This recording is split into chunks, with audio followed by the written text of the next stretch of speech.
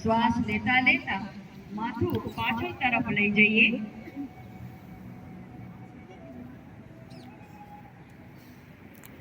હવે મૂળ સ્થિતિમાં પાછા આવીએ। આ પ્રમાણે ફરી એક વખત કરીએ।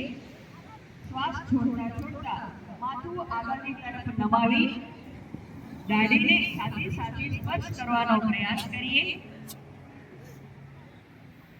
શ્વાસ લેતા લેતા માથું પાછળ તરફ લઈ જઈએ।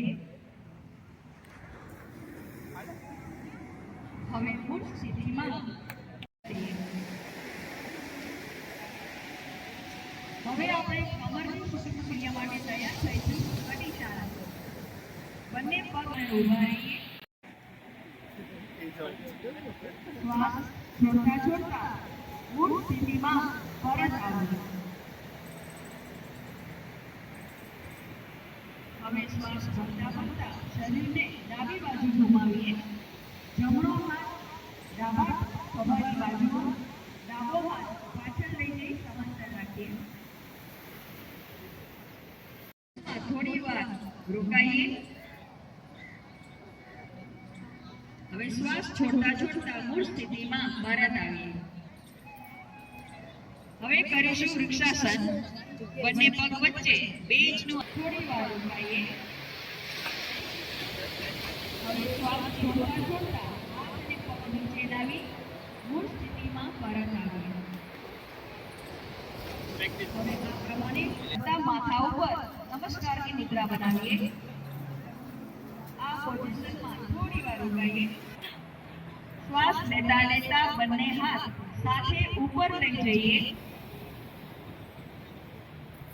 શ્વાસ છોડતા છોડતા ધીમે ધીમે બંને હાથ હવે મૂળ સ્થિતિમાં પરત આવવા માટે જમણી બાજુ થોડુંક ઝૂકીને તમારા ડાબા પગને બહાર તરફ લાવવા પ્રયત્ન કરી સીધા બેસીએ।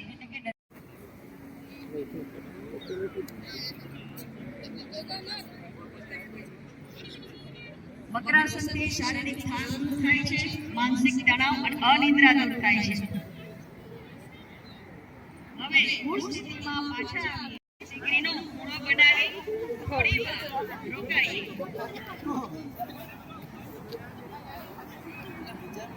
ઉત્તાન આસનથી નાભી કેન્દ્રમાં સંતુલન સ્થાપિત થાય છે। ક્રિયાને નિવૃત્ત બનાવે। હવે શ્વાસ છોડતા છોડતા ધીરે ધીરે બંને પગને નીચે જમીન પર લાવીએ અને થોડી વાર વિશ્રાંતિ લઈએ। માકાશ્ચિત્તુક ભાગવે माकाश्चित्तुक भाग भवेत्। इससे पहले हम यहाँ पर संकल्प लेंगे, तो आप सभी से नम्र अनुरोध है कि आपकी जगह पर शांति से